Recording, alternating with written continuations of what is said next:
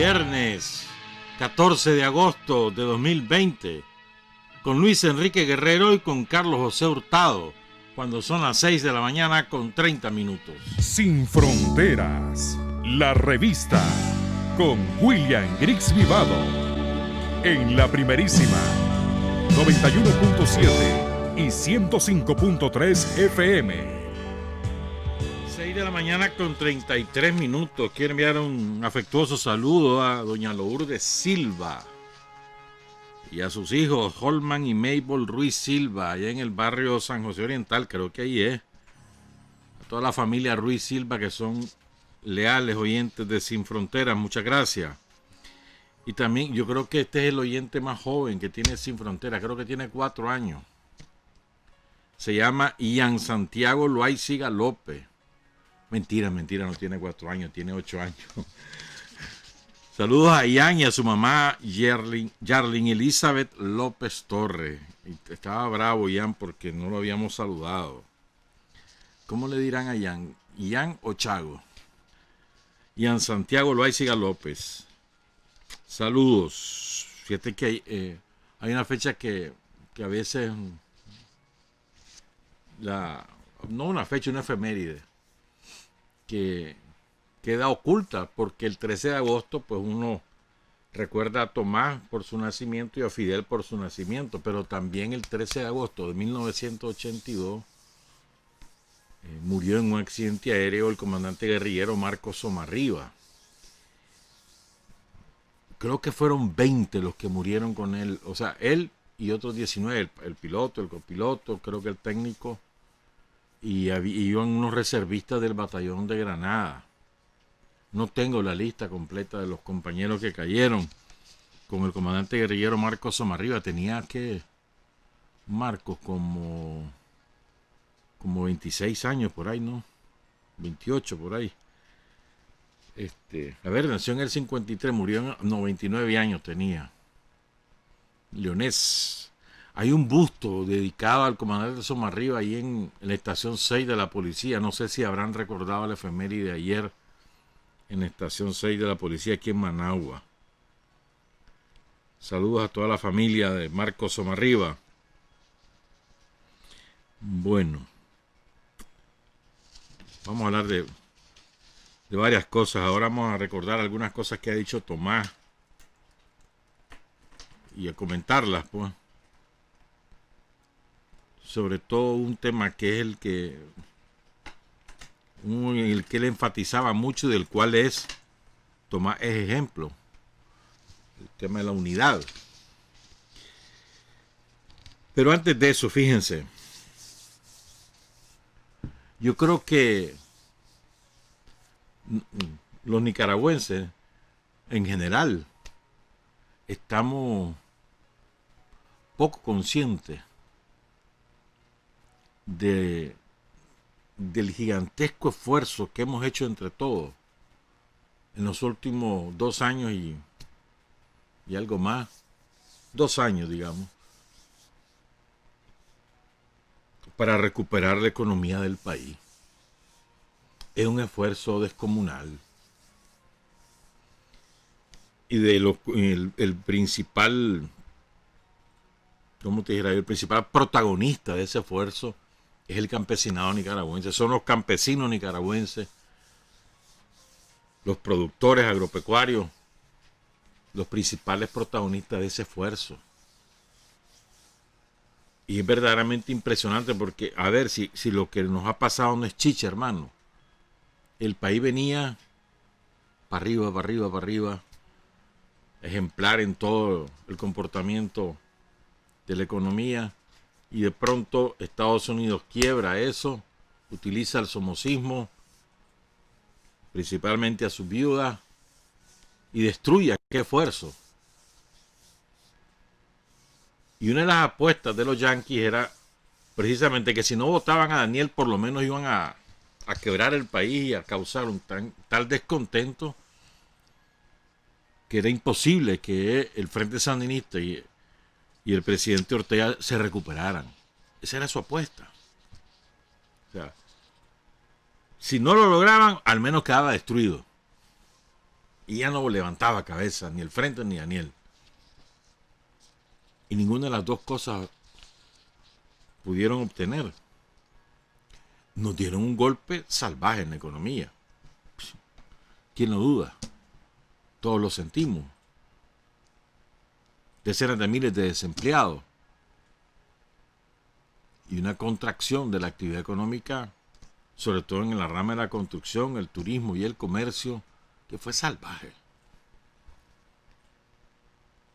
Nosotros decíamos, siempre dijimos que íbamos a recuperarnos y que este año 2020 iba a ser el año del crecimiento.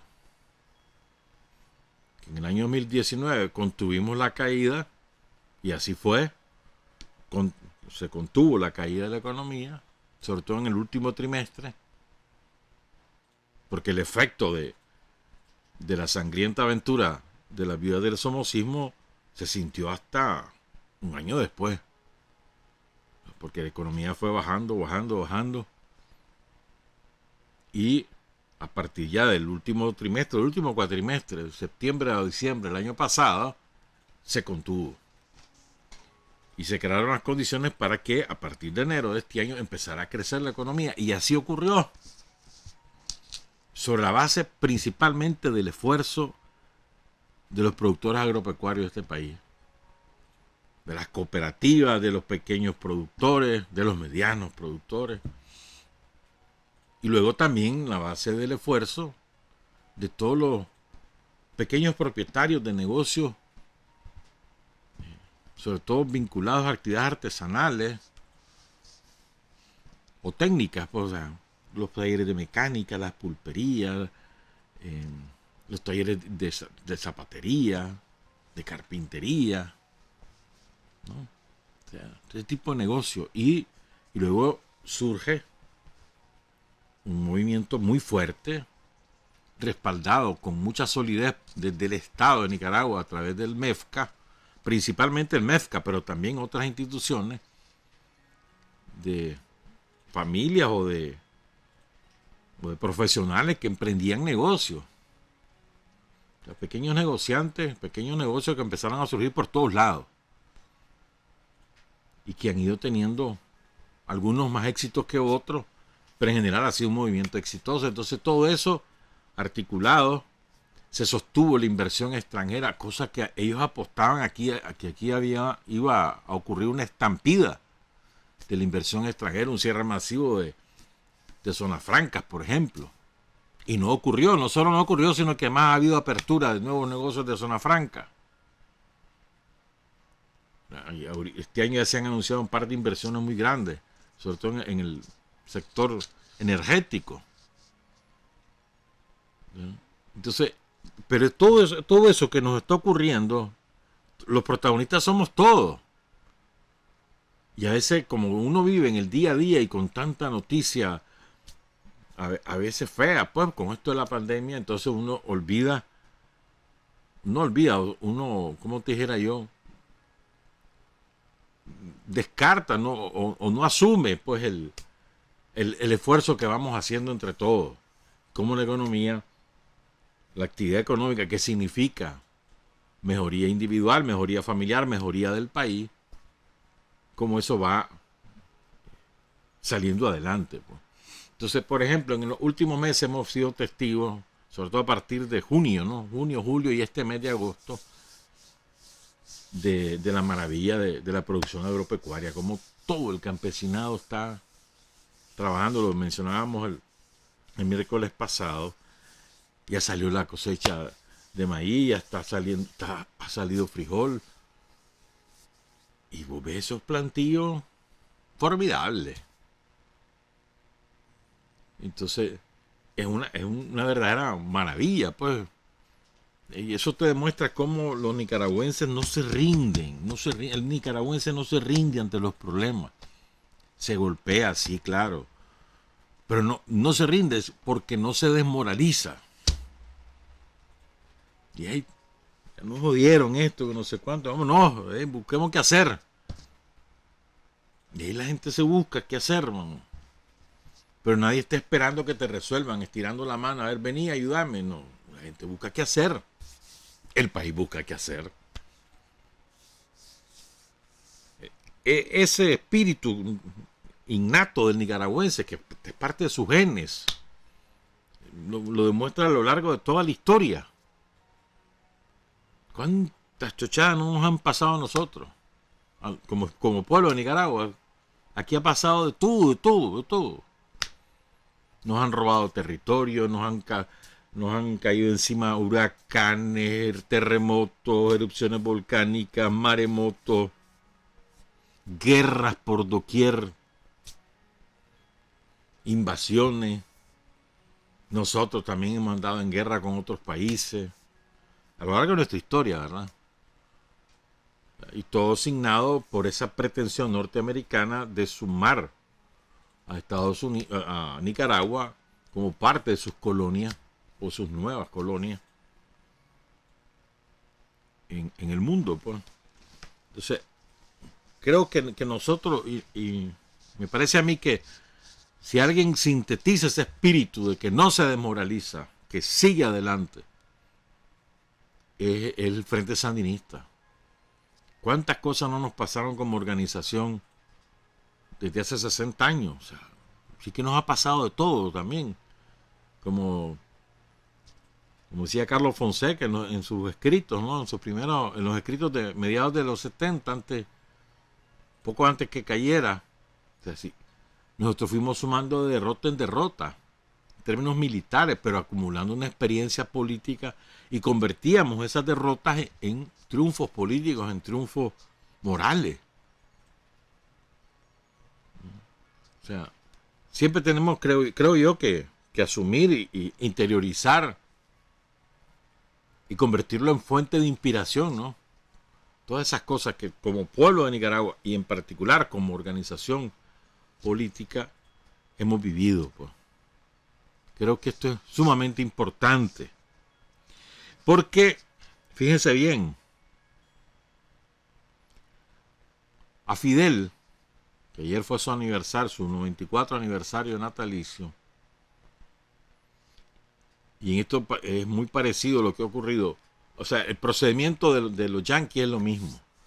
Lo comenzaron con Fidel, pero en América Latina. En toda su dimensión lo hicieron con Fidel, pero es que lo han hecho siempre con todo líder que no se subordina a sus intereses. Es la pretensión de destruirlo en términos morales, de destruir su imagen ante sus compatriotas y ante el mundo, de destruir. Por ejemplo, si alguien es un revolucionario que lucha por los empobrecidos, entonces tratan de ponerlo como un hipócrita, porque ese revolucionario también es un millonario. No importa que sea mentira, les crean esa ilusión y venden esa ilusión. Por ejemplo, pues, o si alguien encabeza un ejército guerrillero o encabezó un ejército guerrillero y un ejército además exitoso, entonces colocar a ese jefe no como un guerrillero, sino como alguien que ha sido de escritorio, que solo manda, o sea, para destruir moralmente la figura del líder. Porque en la lógica yanqui, si destruye al líder, destruye el movimiento. Y ese ha sido un enorme error en el caso de los revolucionarios latinoamericanos, porque ya ves, con Chávez lo hicieron. ¿A Chávez qué no le dijeron? Y no hubo manera de destruir la figura de Chávez en el mundo, no hubo manera, hasta que lo tuvieron que matar. A Fidel, no hubo manera de destruir la figura de Fidel en Cuba, e intentaron más de 600 ocasiones asesinar a Fidel con todos los procedimientos que ustedes se puedan imaginar. Recuerdo uno de los últimos ahí en Panamá, ¿no?, que agarraron a todo el mundo. Lo descubrió la seguridad cubana a tiempo. Y era con fusiles de asalto, con miras telescópicas, etcétera. Porque se declaraban impotentes, no hubo manera de destruir la figura de Fidel en el pueblo cubano. Y ellos creían que matando a Fidel se acababa la revolución cubana. Fidel murió finalmente por una ley inexorable de la naturaleza y Cuba sigue vigente. Porque la concepción de los yanquis es que matando al líder se acaba todo. Ese es uno de los grandes errores del imperialismo norteamericano, de la filosofía del capitalismo. Y aquí en Nicaragua ha sido así. ¿Qué no le han dicho a Daniel? ¿De qué no lo han acusado? De lo que se te ocurra. Creyendo que destruyendo a Daniel, destruyen al frente. Y descabezando a Daniel, entonces el pueblo de Nicaragua y el Frente Sandinista se quedan huérfanos y por lo tanto fácilmente se facilita su destrucción. Entonces, la propaganda yanqui siempre va dirigida a minar la fortaleza moral de sus dirigentes y de su proyecto, claro, pero vinculando ambas cosas, ¿no? Creen que destruyendo la imagen, la fortaleza moral de sus líderes, destruyen también el proyecto.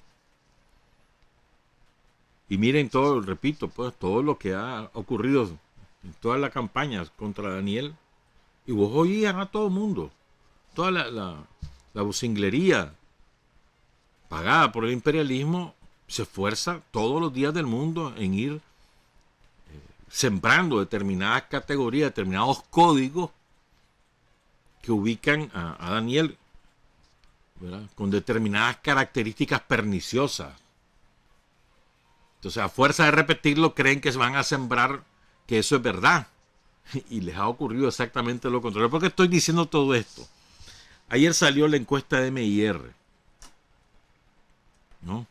Y refleja muchas cosas. Eso es digno de estudiarlo. Es una fotografía del momento en que se hizo la encuesta. Siempre recordemos eso. La encuesta no es que es una realidad intemporal que va a durar mucho rato. No, es en ese momento cómo están las cosas. En este caso, desde el punto de vista político, ¿no? Entonces vos ves una fortaleza del frente y de Daniel gigantesca, pese a todo lo que se dice y pese a todo lo que nos ha pasado.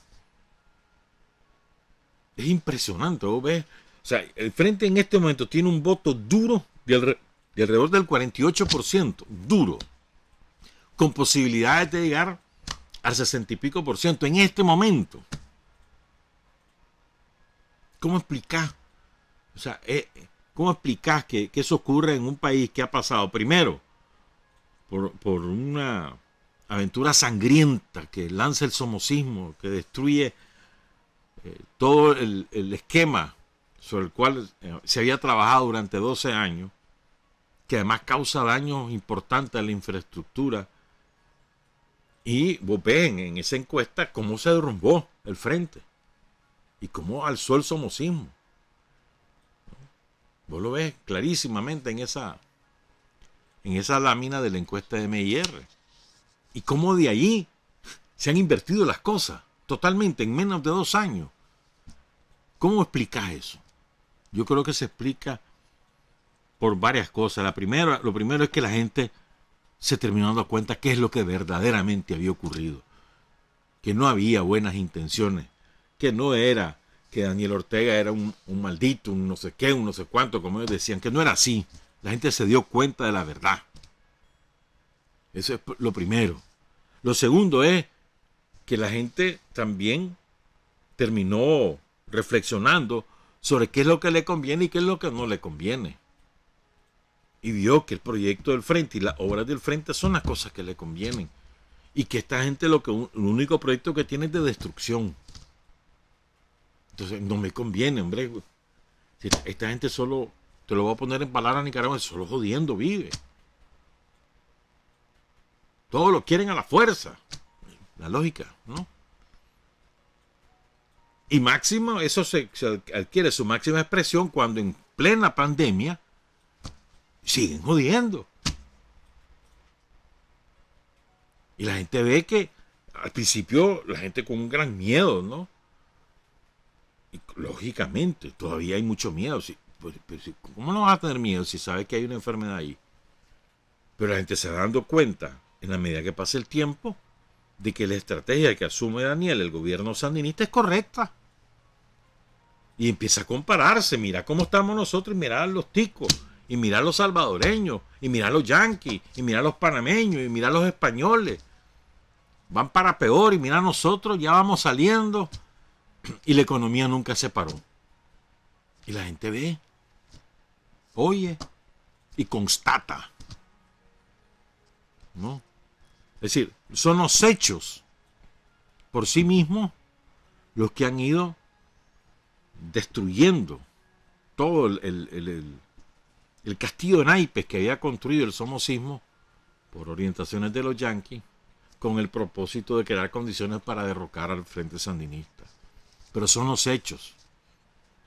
Sobre la base de los hechos nos hemos montado. Yo me acuerdo muy bien, estábamos en agosto, estábamos saliendo de aquella barbaridad que vivimos y recuerdo muy bien cómo agosto, fin, ¿qué va a ser? Después del 19 de julio de 2018, el gobierno orienta el trabajo, reiniciar los trabajos de todo tipo en todas las instituciones, sobre todo en los instrumentos municipales. Y empezaron a hacer de todo, hermano. Qué escuelas, qué caminos, qué puentes, lo que se te ocurra. Y ese frenesí de acción, de construcción, de reconstrucción, permitió, ¿no?,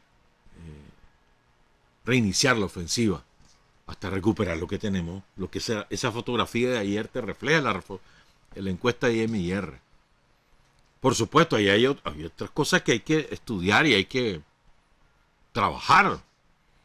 Siempre recuerden que ese segmento del electorado que se declara a sí mismo independiente, es decir, que no está ni con uno ni con otro, ese segmento es el que termina definiendo resultados electorales. Y ahí tenemos donde pescar. Hay un segmento importante, pero no se va a pescar por sí solo, nada más. Tenemos que trabajar. Ayer un amigo me decía algo que me dejó impresionado. No es sandinista. Nunca lo ha sido. Interesante, sí. Él, al principio estaba,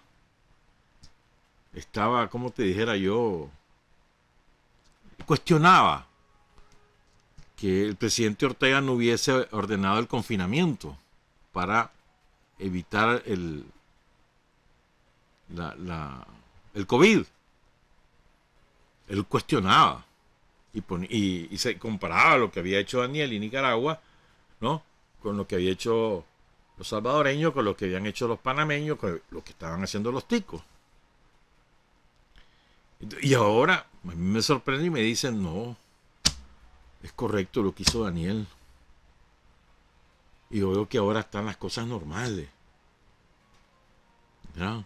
Y me dice, lo más importante que me dijo es esto. Mira, me dice, a mí me gustan muchas de las cosas que hace Daniel, pero ¿sabes lo que a mí no me gusta? Me dice. Lo que a mí no me gusta son los partidarios de Daniel. Digo, no, él habló de los partidarios, me imagino que no habla de todo el mundo, pues, pero a mí me parece importante eso, importante. Y eso se lo es clarísimo en la encuesta. Cómo la figura de Daniel está muy por encima del frente como organización. Y siempre ha sido así, ¿eh? Siempre la fortaleza de Daniel ha sido muy por encima de la del frente. En todas las encuestas de estos 13 años, casi 14, siempre ha sido así. O sea, Daniel, digamos, ha tenido una evaluación positiva de la población, alrededor del 70%, y el frente ha andado alrededor del 50%. Hay una diferencia enorme. Y somos nosotros los que tenemos que hacer el esfuerzo. ¿Por qué la gente nos percibe de esa manera? Eso somos nosotros. ¿Cómo nos comportamos en el territorio? ¿Verdad? ¿Cómo nos relacionamos con la población en el territorio? Si lo que nos gusta es la ostentación y el despilfarro, la gente se da cuenta. ¿Vos crees que la gente no le pone mente a eso? Solo vos sabés. Te voy a dar ejemplos. Son de imagen, pues. No son, como te dijera yo, no son estratégicos, pero son de imagen, son importantes. Te voy a dar un ejemplo. Yo conozco funcionarios del frente y del gobierno. No muchos, pues, pero pero conozco algunos. Del Estado, más bien, más que del gobierno, del Estado. Que andan en su vehículo pagado por el Estado. No. Combustible pagado por el Estado, es decir, por los impuestos del pueblo de Nicaragua. Van a un sitio X, a una reunión X. Está el conductor dentro del vehículo y tiene que mantener encendido el vehículo. Si está 2, 3, 4 horas, no importa, tiene que estar encendido el vehículo porque el funcionario no puede llegar a estar sufriendo calor.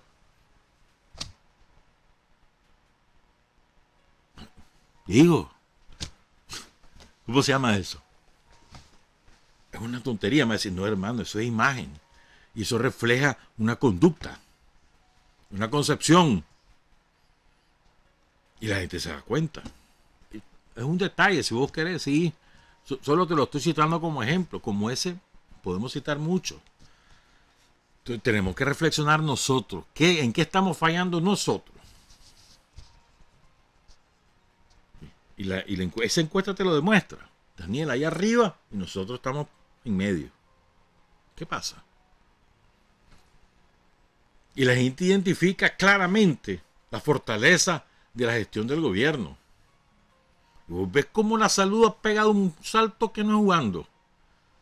La gente ya asumió la salud es mi derecho, ¿no? Y valora ese derecho como en ejercicio pleno.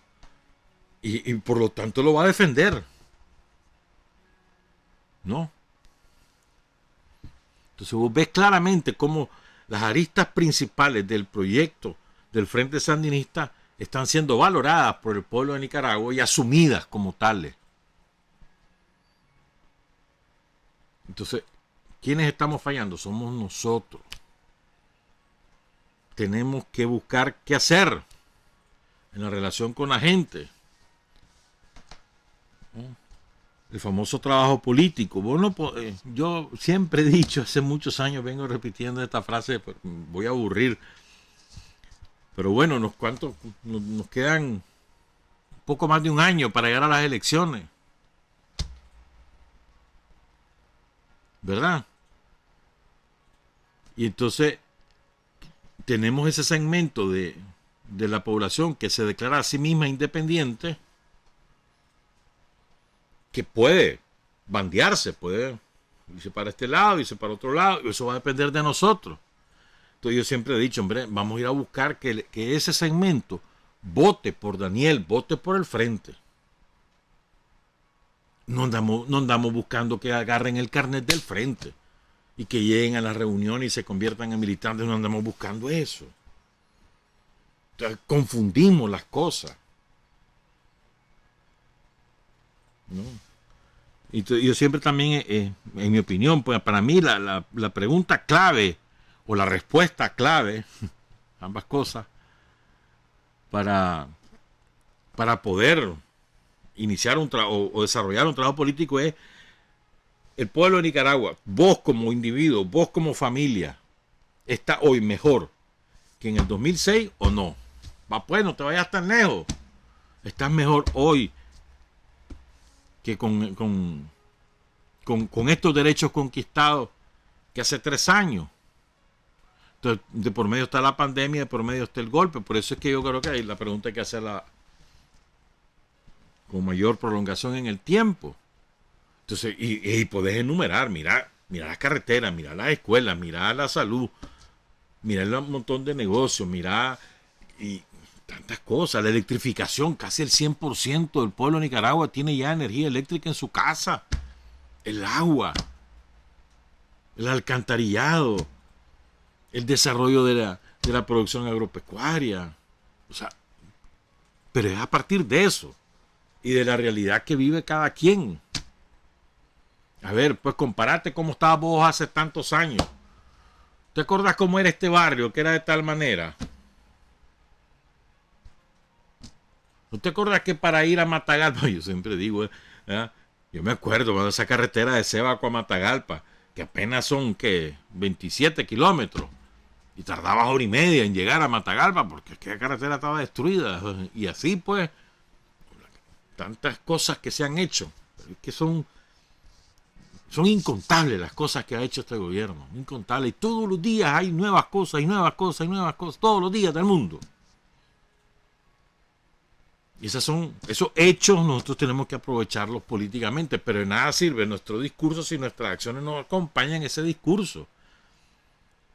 Y nuestras acciones individuales, o sea, sobre todo los que tienen cargos dirigentes, esos son los que más ejemplares tienen que ser. En el trato, en la manera de relacionarse, en la manera de hablar y en los hechos. No. Esa coherencia, que es lo más difícil que alguien puede lograr. Lo más difícil es la coherencia, siempre lo he dicho. O sea, es decir, si vos decís una cosa, vivís o haces las cosas que decís, la coherencia entre lo que decís y lo que haces. Y es muy difícil lograrlo, muy, muy difícil. Pero tenemos que hacer un esfuerzo todos, pues. Esas reflexiones se las quería ofrecer. También queremos hablar en la segunda parte de los otros temas de los cuales ha referido Tomás. Pero antes, fíjense, tengo aquí un artículo que salió creo que el domingo, algo así, en un diario argentino que se llama Página 12.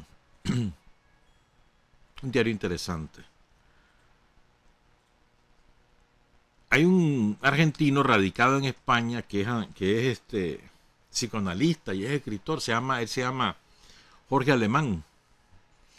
Tiene escritos muy interesantes, tiene libros muy interesantes también. Entonces ahí, en su último artículo, hay esta frase que me parece muy importante. Óiganla.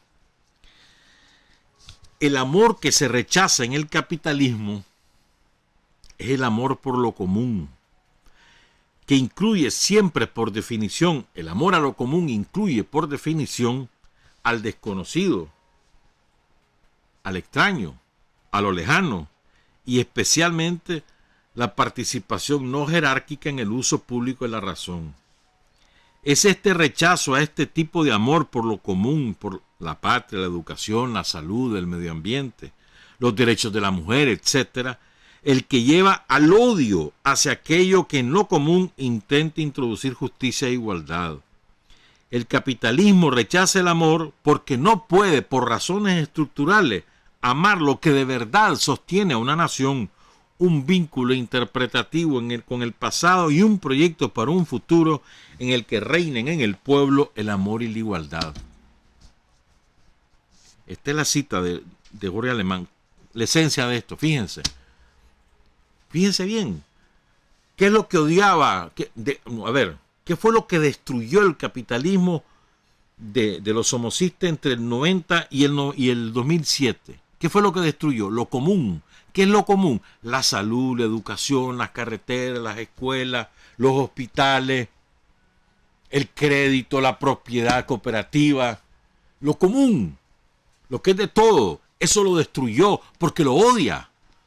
¿Y por qué lo odia? Porque le quita la posibilidad de enriquecerse a costa de tus necesidades. O sea, lo común es lo público y lo común es lo que el capitalismo destruye. Y vean a lo que ha llevado el capitalismo en ese afán de destruir lo público, lo común. Vean lo que ha llevado, lo que ha ocurrido. Toda esa mortandad que ha habido en el mundo es responsabilidad del capitalismo en su afán de destruir lo público, lo común. Lo común es lo que sintetiza el amor a los demás. El amor a los demás lo sintetiza en lo común. ¿Y qué es lo común en una sociedad? La seguridad, la salud, la educación, el bienestar social, la infraestructura, los derechos sociales. Eso es lo común. O sea, fíjense en lo común. ¿Por qué nunca le interesó llevar la electricidad a todo el mundo? Porque no es negocio. Le hubiera interesado si de por medio hubiera habido, yo te voy a permitir cobrar la tarifa que vos cobrás, que vos querrás. Hacer reales, pues ahí está, mira, hacer reales. ¿Estamos claros? Es decir, ¿Qué cosa es común? Los derechos de los individuos, los derechos universales, los derechos de las mujeres, es lo común. Y vos ves cómo en todas estas sociedades aparentan que las mujeres ahora tienen más derechos, y en la realidad, en la concreta, la mujer gana menos que el varón, la mujer está subordinada al varón en todas las esferas de lo público y de lo privado, en la práctica, aunque tengan un discurso bonitísimo. Entonces, a mí me parece muy importante que recordemos, capitalismo es odio a lo común, odio a lo público, odio a lo que todos tenemos, o lo que aspiramos tener todos, como un bien público, como un bien común. Y el esfuerzo, vos ves, el esfuerzo del Frente Sandinista, de Daniel, en todos estos 13 años ha sido fortalecer lo común, exactamente lo antagónico. Fortaleciendo lo común, vas construyendo justicia social.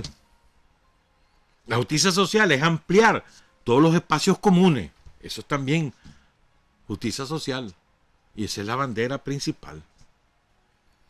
Cuando regresemos hablamos pues de los otros de temas del frente, de historia del frente, de la unidad con Tomás. Son las 7 de la mañana con 9 minutos. Hay hombres que luchan un día y son buenos. Hay hombres que luchan un año y son mejores. Pero hay hombres que luchan toda la vida.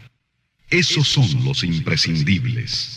Son las 7 de la mañana con 12 minutos. Es el 14 de agosto que murió Marcos Somarrío junto con esos 19 compañeros en el accidente de avión. Estaba saliendo del aeropuerto, y nomasito, ahí por el rodeo. ¡Pum! Cayó. Una tragedia. Era un avión israelita, si mal no recuerdo. Era de los heredados de la dictadura. Una invitación me están pasando aquí el 16 de agosto. ¿Cuándo es 16? El domingo, ¿no?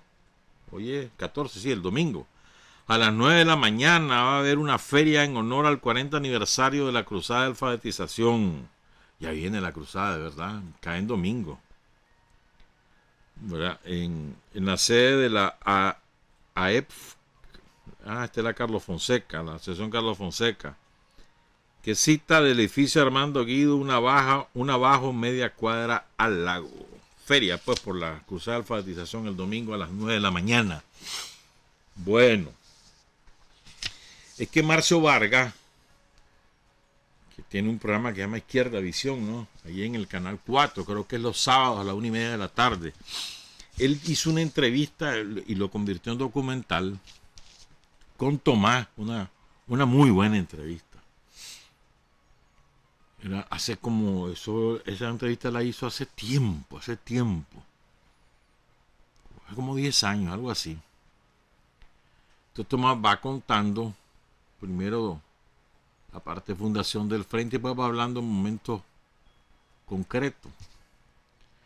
Entonces yo quiero rescatar dos segmentos de esa entrevista. Se las vamos a pasar y vamos a ir comentando. La parte donde Tomás relata cómo se incorpora, a ver, cómo asume a Sandino la fundación del frente, su amistad con Carlos y sus carceliadas.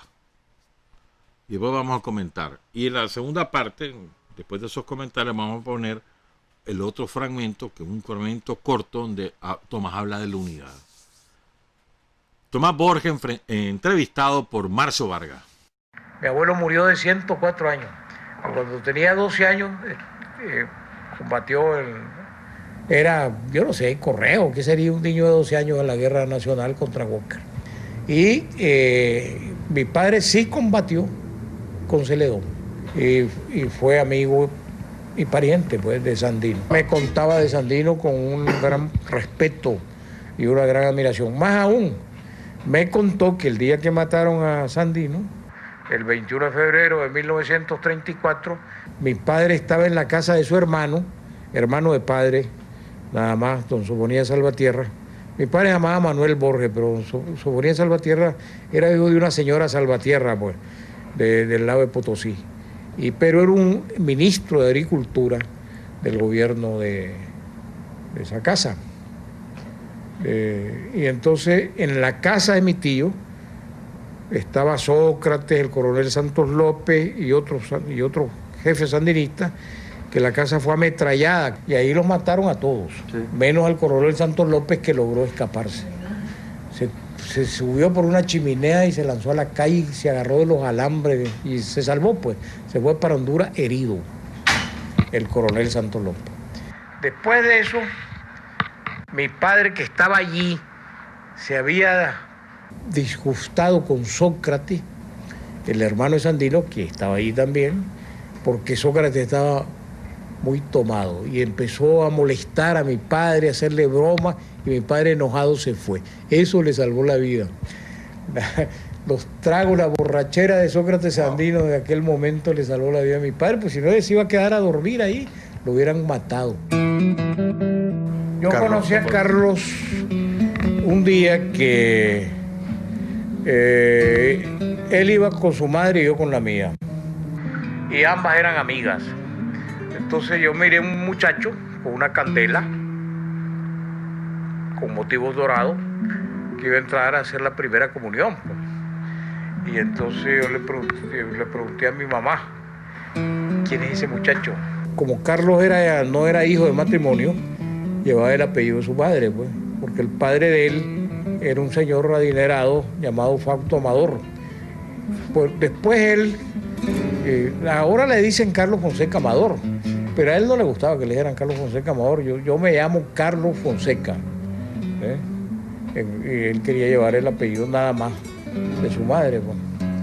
Entonces ahí, poco después, nos conocimos y la verdad es que lo que hacen normalmente los muchachos en esa edad era jugar al barrilete, al cero escondido, al trompo, a las chibolas, pero Carlos y yo lo que queríamos es platicar, y además me agradaba platicar con él. Y él y yo platicábamos de cosas históricas, hablábamos de Sandino, hablábamos de Celedón, hablábamos de lo que ocurría en el mundo, y hablábamos de la traición de Moncada, de Emiliano Chamorro, del Tratado Chamorro Bryan, hablábamos de esas cosas. Y un día conocimos a un muchacho, también muy joven en ese entonces, que se llamaba Ramón Gutiérrez, quien había estado en la biblioteca de mi padre, que era muy grande. Mi padre tenía una biblioteca de más de 100.000 volúmenes y se había robado todos los libros de marxismo de la biblioteca de mi padre. Entonces, con esos libros de marxismo que se robó Ramón Gutiérrez, empezamos a estudiar marxismo en la casa de mi tía Esmeralda Martínez en Matagalpa. Empezamos a estudiar libros que ahora ni siquiera los leería, creo yo, el Anti-Düring. Bueno, un libro interesantísimo que lo recuerdo es El Estado y la Revolución de Lenin. Empezamos a leer El Capital, pero era un compendio muy sintético del Capital, y no sé si le entendimos algo, pero de todas maneras empezamos a estudiar marxismo, pues, y empezamos a ser sandinistas desde aquella época, a admirar a Sandino. De repente, un día de tanto, llega Carlos alegre porque había encontrado un libro interesantísimo que se llama Sandino o El Calvario de la Segovia, supuestamente escrito por Anastasio Somoza. Y ahí aparece un montón de cartas de Sandino. Eso fue un hallazgo increíble para Carlos. Aquí está el pensamiento de Sandino, qué bruto Somoza, pues. Nos puso en bandeja el pensamiento de Sandino con ese libro. Después leímos un libro de Sofonía Salvatierra, que sea tío mío, hermano de mi padre, que se llamaba Sandino, la tragedia de un pueblo. Y finalmente el libro de Gregorio Seltzer, Sandino, pues, escrito por Gregorio Seltzer, la biografía de Sandino. Y entonces de todos esos libros, Carlos Fonseca extrajo lo que se llama el Ideario Sandinista, que era un folletito que nosotros divulgamos entre los estudiantes. En el colegio llegó Somoza, Anastasio Somoza García, y estábamos todos los jóvenes, casi niños, pues, y Somoza llegó dándole la mano a cada uno. Entonces Carlos Fonseca se negó a darle la mano. Y detrás de Carlos estaba un muchacho que se llamaba Jaime Vargas, tampoco le dio la mano, y después estaba yo, y yo tampoco le di la mano. Y Somoza completamente azorado, avergonzado que los niños no le dieran la mano. Poco después aparecieron los primeros síntomas del antisomocismo y ahí participamos, pues, en Matagalpa. Carlos era muy leal a los principios, muy leal a sus compañeros, muy leal y amoroso con su madre, muy leal con la Revolución Cubana, muy leal con la organización que él fundó, que es el Frente Sandinista de Liberación Nacional. La principal virtud de Carlos era la lealtad, sin que se lo hubiera recomendado nadie. Porque cuando yo hablé con Fidel Castro después y le pregunté cuál era la virtud que él más apreciaba, me dijo la lealtad. Caí preso cuando mataron a Somoza, estuve 2 años y medio en la cárcel y después fui liberado pues, por el movimiento estudiantil que encabezaba Carlos Fonseca. Luego participé junto con Carlos, Silvio Mayorga, Jorge Navarro, Francisco Buitrago, el coronel Santos López, entre otros, y fundamos el Frente Sandinista de Liberación Nacional. Fidel Castro nos había recomendado que fundáramos un Frente de Liberación Nacional, ¿verdad? Una sugerencia, porque Fidel siempre fue muy respetuoso a nivel de sugerencia. Entonces, con quien había hablado era con Noel Guerrero y con Rodolfo Romero, y ambos, pues, sobre todo Noel Guerrero, porque ya Rodolfo Romero se había apartado en ese momento, planteó que Fidel quería que formáramos un Frente de Liberación Nacional. Y discutimos esa posibilidad, pues entonces Carlos Fonseca opinó que el frente debería llamarse Frente Sandinista de Liberación Nacional, pero Guerrero, que era el que tenía los recursos en ese momento y el que tenía más capacidad de decisión, no, ¿cómo es? Guerrero, sí. Sí, hubo ahí se empecinó en que se llamara Frente de Liberación. De tal manera que la primera guerrilla que organizamos en el río Patuca, después en el río Coco y Bocaí, y ahí pues nos derrotaron. El hambre nos derrotó más que la guardia, la soledad de la montaña, la falta de apoyo. Tuvimos algunos combates donde murieron compañeros extraordinarios como Faustino Ruiz, como Jorge Navarro, como Francisco Buitrago, entre otros, ¿no? Después vino la experiencia de Pancasán, donde murió Silvio Mayorga, Francisco Moreno, Rigoberto Cruz y otros, ¿verdad? Y eso fueron. Después yo estuve de nuevo en la montaña, en una tercera experiencia. Regresé a Managua, estando en la montaña, el día del terremoto. Ah, sí. Esa misma noche fue el terremoto.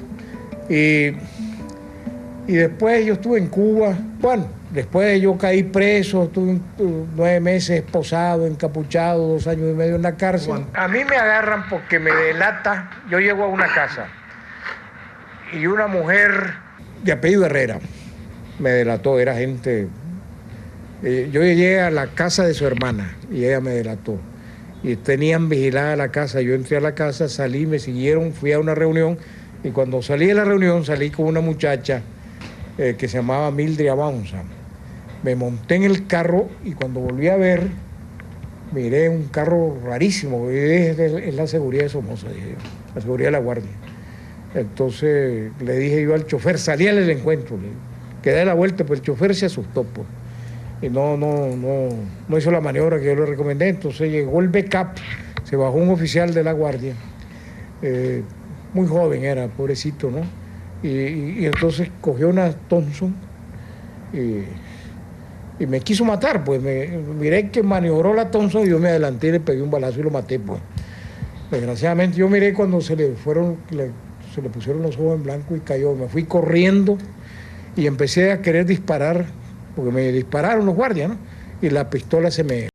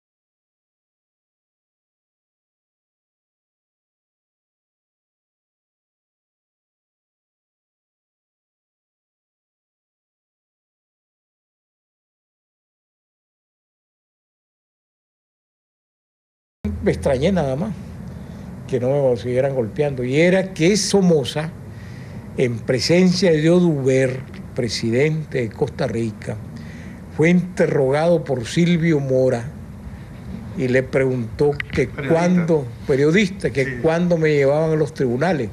Y Somoza quedó viendo a Oduber y que le hizo así, quedó viendo por todos lados y dijo, en el momento oportuno, porque estaba con sus tragos, eso me salvó la vida. Ajá. Entonces, ese día dejaron de golpearme. Ajá. En el momento, y los guardias se pusieron molestos con Somoza, incluyendo a Jenny, ¿eh? Todos se pusieron molestos porque tenían la intención de matarme. Y llegó el oficial que me interrogaba y me dijo, hombre, yo no sé si admirarte o respetarte o qué, pero la verdad es que vos no hablaste por pura vanidad. ¿Creías que te íbamos a matar? Entonces dijiste, ¿para qué voy a hablar si me van a matar? ¿O creías que no te íbamos a matar y dijiste, ¿para qué voy a hablar? ¿Qué van a decir de mí los demás si hablo? Pura vanidad la tuya, me dice. Por eso no hablaste, me dice, no por convicciones políticas, sino por vanidad, sos un vanidoso. Pero de todas maneras, déjame decirte que tengo cierto respeto por vos. En efecto, ya todos los guardias me respetaban, menos un cabrón chele que me llegaba a escupir los vasos de agua y me golpeaba. Pero bueno, entonces, un día de tanto me sacan de la celda y me vendan. Ay, ya me van a matar, dije yo. Me pusieron una venda, ¿no? Y me sacaron. Y era que me iban a solear porque me llevaban al Consejo de Guerra. Y me llevaron al Consejo de Guerra y me aislaron de los demás. Pero que no hablara con nadie, pero los demás me aplaudieron, y los castigaron por eso. Entonces, el tipo cuando yo le dije, cuando me dijo que yo no hablaba por vanidad, le dije, mira, cuando triunfe la revolución, me voy a vengar de vos. Porque cuando triunfe la revolución, dice este jodido, dice, que se va a vengar de mí. Y cuando triunfa la revolución, carajo, lo capturan al pobre hombre y me lo llevan, hombre. Sí. Y yo le digo, ¿te acordás lo que te dije? Que cuando triunfara la revolución, me iba a vengar de vos. Y el hombre con la cabeza agachada, hombre. Entonces, ¿sabes cuál es mi venganza? Le digo, mi venganza es perdonarte. Y lo puse libre. Esa fue mi respuesta al jefe de torturadores. Cuando estábamos en la cárcel, llegó un oficial de la Guardia Nacional lleno de alegría a decirnos que Carlos Fonseca había muerto. Nosotros le respondimos, Carlos Fonseca es de los muertos que nunca mueren. Pero eso fue así, o sea, fue un guardia ahí, fue Nicolás Valle Salina, que está aquí en Nicaragua ahora. ¿Cómo fue? Que dice la Rosario que estos anteojos que ando se parecen a los de Nicolás Valle Salina. Eso me dijo, no te pongas esos anteojos que parecen a los de Nicolás Valle Salina, pero como ando en Ursuelo me los pongo. Entonces Nicolás Valle Salina llegó a la celda con Novedades.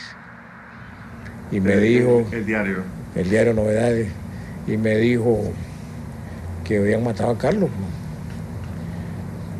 Entonces yo lo sinteticé la frase porque yo me sorprendí y miré el periódico y cuando miré que era evidente que estaba muerto Carlos fue cuando yo le dije, mire, coronel, Carlos es de los muertos que nunca mueren. No sé qué sentí, ni siquiera, creo que después que me notificaron de la muerte de Carlos hubo una especie de omnibulación, me quedé como en la mente en blanco durante largo rato, ¿verdad? Pero bueno, otras muertes dolorosas fue la de Pedro Arau. Estaba yo preso cuando mataron a Pedro Arau. Me dolió mucho la muerte de Enrique Smith porque era muy amigo mío. Vi muchas muertes, pues es horrible. Fíjate que todos los compañeros que fundamos el Frente Sandinista todos murieron.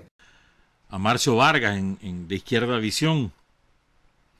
Entonces, fíjense, ¿cómo conoce a Sandino Tomás? Tomás lo conoce por la vivencia familiar, por su padre. Ese es el origen. A mí me parece esto importante. ¿Ah? El papá de Tomás peleó con Sandino, peleó con Celedón y anduvo con Sandino. Así conoce Tomás a Sandino, por la vivencia familiar, es decir, por una herencia política de su padre. ¿Cómo conoce Carlos a Sandino? Por la vía documental y por la conversación con Tomás. Entonces, dos maneras de llegar a Sandino: el conocimiento familiar, la herencia familiar, el conocimiento académico, que es el de Carlos. Primera cosa. A veces menospreciamos esto. Qué importante es que los que hemos conocido a Sandino y los que hemos sido sandinistas a lo largo de muchos años, traslademos ese conocimiento, esa vivencia a las nuevas generaciones familiares o amistosas. Es decir, qué importante es trasladar eso a tu propia familia, a tus hijos, a tus nietos, a tus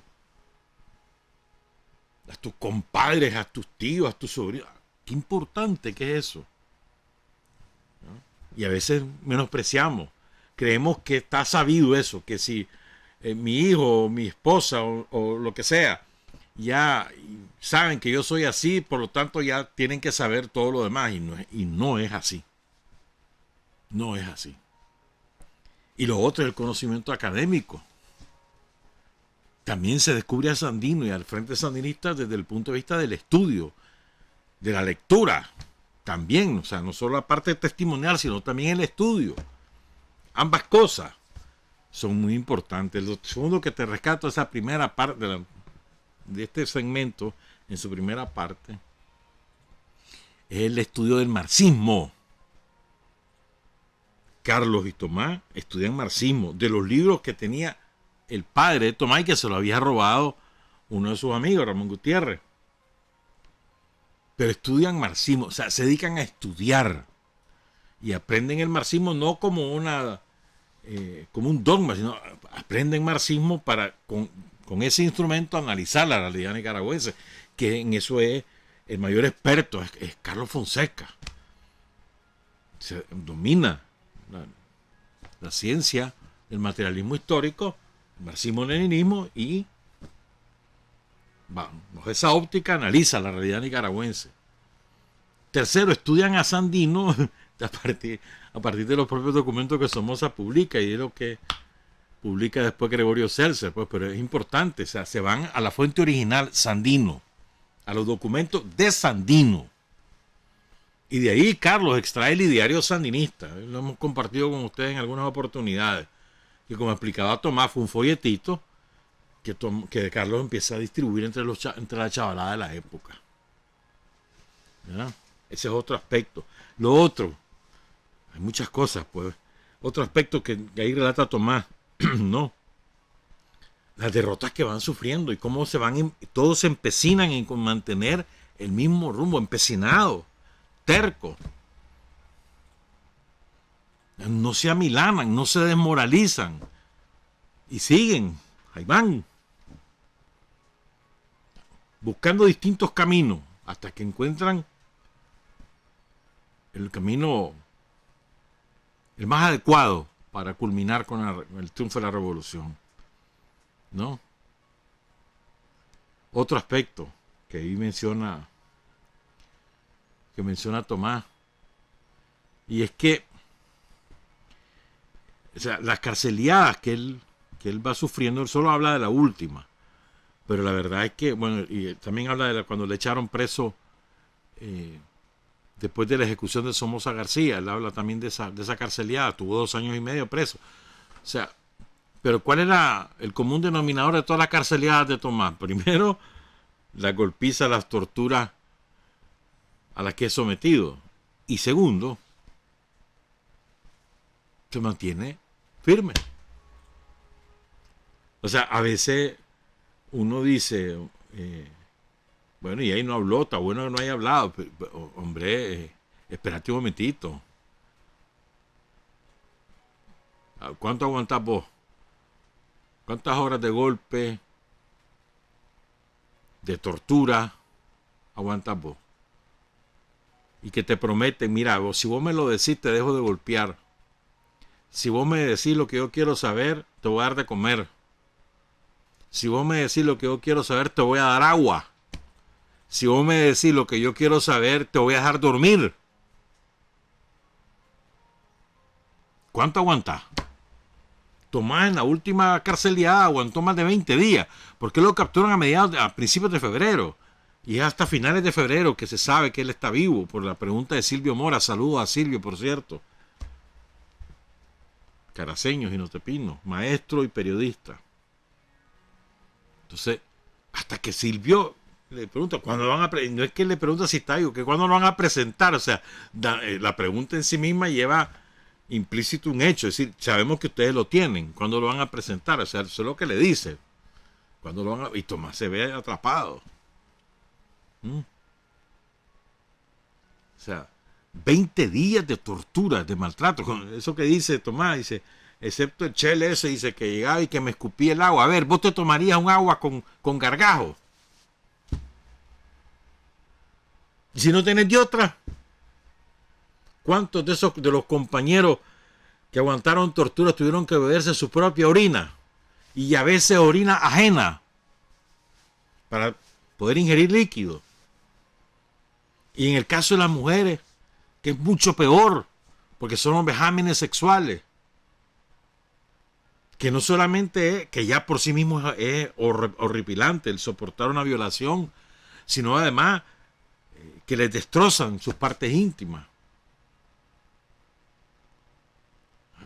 A ver, entonces, no solo se trata de decir, hombre, hacer el reflexionar, que hombre más firme, que más valiente, que aguantó las torturas, sí, pero es que ponete en ese lugar, hermano. Entonces vos ves, o sea, la dimensión de una persona, hasta dónde llega su valentía cuando vos reflexionás, hombre, fíjate que le hicieron esto, más esto durante tantos días, y vos te pones en ese lugar, tratás de establecer empatía, y tú decís, chocho, hermano, yo no aguantaría. ¿Cuánto aguantás vos sin tomar agua? ¿Cuánto? 6 horas. Va. 12 horas. No creo, pues, pero dale, pues. No, pero es que le mantenían sin agua 3, 4, 5 días, hermano. Sin agua. Estoy hablando de comida, agua. Cualquiera que ha tenido una huelga de hambre sabe que en la huelga de hambre sí dejas de comer, pero sí tenés que ingerir líquido. No es huelga de hambre y sed, no, es huelga de hambre, porque sin agua te morís. En cuestión de 24, 48 horas te morís. Entonces, yo siempre trato de trasladarme esos momentos, pues, y vos veas las fotografías de Tomás. Aquella famosa fotografía cuando él está atado a la cama y de pie. ¿Cuánto pesaba ahí Tomás? Como 90 libras. Porque Tomás era chiquito. O sea, en el cacaste, los huesos. Entonces vos decís, chocho, hermano. Todo lo que este hombre aguantó. No solo él aguantó tortura, hay montones de compañeros que están vivos y están con el frente que sufrieron cosas terribles en la cárcel. Pero Tomás es el máximo ejemplo, porque 3 huelgas de hambre hizo Tomás. 3 huelgas de hambre, la última de 63 días. Digo, ¿cuánto aguantás vos sin comer, solo bebiendo? ¿Cuánto aguantás? Si ya con que se te pasó el almuerzo y es que no he almorzado, me siento con que no almorzaste. Va pues, hiciste ayuno ese día por convicción religiosa, por lo que sea, no porque andabas con diarrea antes de comer todo el día, va pues. Pero al día siguiente ya está, mano, con las tripas que te crujen. 63 días se vuelve ese hombre. En la última. Digo, por eso te digo, o sea, qué clase de fortaleza ideológica y moral la que tenía Tomás Borges que le hace resistir todas esas cosas. Pues. O sea, a mí me parece que esto es muy importante. ¿Verdad? Que es lo que decía Carlos. El principal resultado del Frente Sandinista es la militancia de acero. Esa es la principal fortaleza del Frente. La militancia de acero. la que no se rinde, la que mantiene sus convicciones y va para adelante, va para adelante. Sufre, lo golpean, lo empujan hacia atrás, se vuelve a levantar, vuelve a caminar y va. Esa es su principal fortaleza. Otro aspecto de lo que dice Tomás es que son muchas cosas, pero bueno, este otro que les voy a reflexionar, cuando él habla de los caídos, ¿no? La muerte de Carlos, la muerte de Enrique Schmidt y la muerte de Pedro son los tres que él menciona. Pero, como él mismo dice, yo sufrí la muerte de muchos compañeros, y cosa más horrible, todo lo que fundamos al frente nos morimos. Pero es que cuando vos decís todo lo que fundamos al frente nos morimos, uno imagina siempre, como uno no los conoció de jóvenes, entonces uno imagina siempre al dirigente ya adulto. No, si toda la chavalada que fundó el frente, la mataron, murió en combate. Digo, pónganse a pensar en eso. Pues. Toda la chavalada. Tomás era uno de los mayores, tanto López el mayor, pero Tomás, y si Tomás le llevaba 6 años a Carlos. Entonces, todas las hipotadas, Silvio Mayor, Francisco Buitrago, Jorge Navarro, todas las hipotadas, Francisco Moreno, Pablo Úbeda, Rigoberto Cruz, todos esos murieron. Y la inmensa mayoría murió incluso antes del terremoto. Después del terremoto quedan de fundadores José Benito, Tomás, Carlos y Pomares. Después del terremoto. Ya lo quedaban 4. Y entre 76 y 77 mueren 2 más. Carlos y José Benito. Y 78 que mueren 3 más. Carlos, José Benito. Carlos que muere en noviembre del 76 y José Benito que muere en 78. Y después muere Pomares. O sea, después del terremoto solo quedan 4 y para la revolución solo queda Tomás. De los fundadores del frente que se mantuvieron en el frente, porque hay otros que estuvieron en el momento de la fundación pero que después siguieron su camino. Entonces, el dolor personal de perder tus amigos, tus brothers, después, tus camaradas, o sea, que te los mataron, ese dolor a veces te derrumba a tal nivel de que decía, hombre, ¿para qué? ¿Para qué seguir? ¿No? Y en el caso de Tomás y de tantos compañeros, ¿verdad? Lo que hacen es, chocho, maldita guardia, pero te voy a derrotar. La fortaleza moral. ¿Cuántos compañeros han visto morir? Por ejemplo, ves el caso de Daniel. Todos sus amigos murieron. Sus amigos de infancia, todito. De la pelota que armó Daniel ahí con Juventud Patriótica y demás. Edmundo Pérez, Amaya, Celín Chible, Casimiro Sotelo. Toda esa pelota fue muriendo en combate. Después quedaron Jacinto, quedó Lenín. ¿Quién más? Pocos quedaron. O sea, pero ellos, o sea, pónganse en el nivel de persona, ¿no? Vas viendo morir tus brothers, tus amigos. Y no morir por un cáncer o morir, que ya es bastante, ¿no? Sino porque te los mata la guardia. O la manera como murieron los 4 compañeros de noviembre, pues, que Casimiro, Roberto Amaya, Edmundo Pérez. Que fue una tortura bestial, mueren torturados. Son tus amigos, loco. ¿Me entendés? O sea, ¿cómo superas ese dolor personal y lo convertís en fortaleza moral? O sea, ¿qué más querés? Tu mejor amigo cae en combate, Carlos Fonseca, y vos estás preso. Y después otro gran amigo tuyo, como José Benito Escobar, muere en combate, lo asesina a la guardia porque lo mató por la espalda ahí en Estelí, y vos estás preso. Te sentís impotente, ¿no? Y no te amilanás y seguís. Esto es muy importante. Bueno, como ya se nos va a acabar el tiempo, quiero pasarles este fragmento de la unidad. La primera parte de este fragmento, son 2 minutos y medio, es la reflexión que hace Tomás en la ceremonia oficial de la firma de la unidad de las tendencias del Frente Sandinista el 7 de marzo de 1979 en La Habana, Cuba. Entonces, después que se lee la proclama, habla Tomás y ponen a hablar a Tomás porque es el fundador del Frente. Por eso habla Tomás. Escuchémoslo.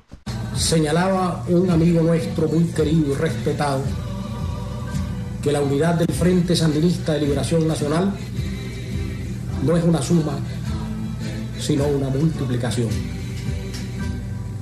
Es algo más todavía, una progresión geométrica en el desarrollo de las fuerzas revolucionarias nicaragüenses.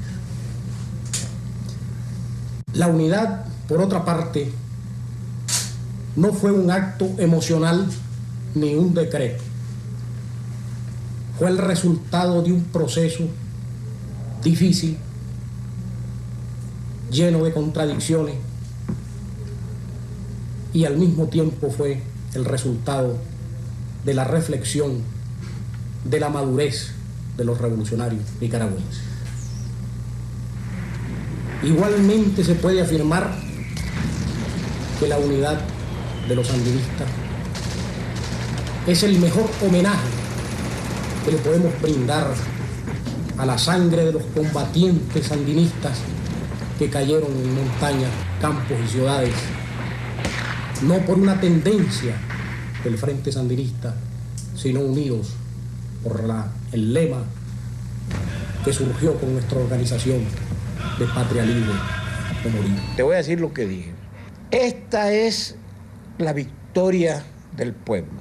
No es la victoria definitiva, porque esta victoria está vinculada a nuestra unidad. Si nos mantenemos unidos, vamos a seguir adelante. Si nos dividimos, vamos a la derrota. Y debemos de pensar en este minuto glorioso. Estoy tratando de decir exactamente lo que dije en aquel instante. En este minuto glorioso es el inicio de momentos extraordinariamente difíciles. El enemigo no se va a resignar a nuestra victoria.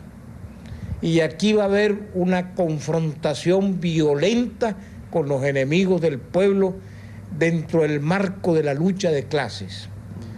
Y los guardias nacionales se van a levantar en armas. Como efecto te dan... Y se levantaron en armas junto con muchos campesinos.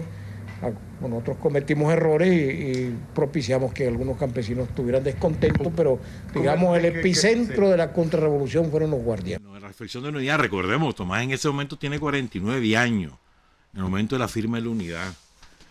Y a quien cita, el amigo muy querido que cita es Fidel.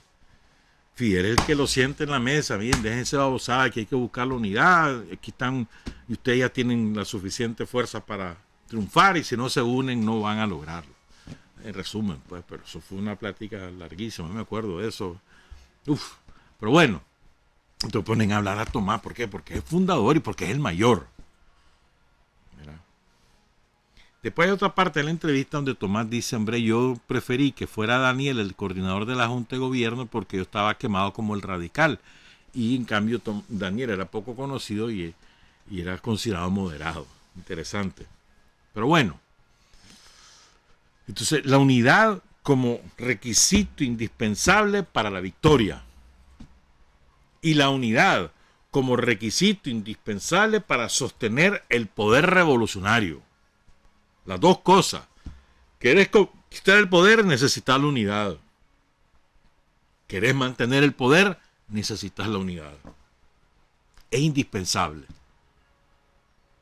Más aún, en otra parte de esa entrevista que le dio a Marcio Vargas, de Izquierda Visión, también Tomás habla: es fácil ser militante cuando estás en el poder. Lo difícil es mantenerte como militante cuando ya no estás en el poder. Es muy cierto. Pero bueno, lo que quiero decir es, ¿y cómo se construye una unidad? La unidad no se construye de palabras, se construye en los hechos, en la acción política. Ahí es la unidad. De hecho, ese documento de la unidad de las tendencias es la culminación de un proceso que comienza abajo. Hay muchos compañeros con los que uno hablaba, después en los años 80 y demás, que se dieron cuenta de que había división hasta que se firmó la unidad. Imagínate vos, gente de base, que andaban guerreando a la guardia y que no se daban cuenta que había pleito, pues. Efectivamente fue un pleito, también fue un pleito de poder, dejémonos de babosada, también fue eso. No solamente la de tres concepciones diferentes, también era un pleito de poder. ¿Quién mandaba en el frente? Es la verdad. También fue un pleito de poder. Entonces, siempre las divisiones empiezan por arriba, no empiezan por abajo. Siempre es así. Es muy importante la cohesión, la unidad. Es la única forma de defender el poder revolucionario. La única manera. Unidad, unidad. En nuestro caso, unidad alrededor de la causa. Unidad alrededor de la organización. Unidad alrededor del líder del Frente Sandinista. Son los tres factores que te unen. ¿Cómo lo trasladas eso? En la acción política. En la acción política, es decir, haciendo cosas.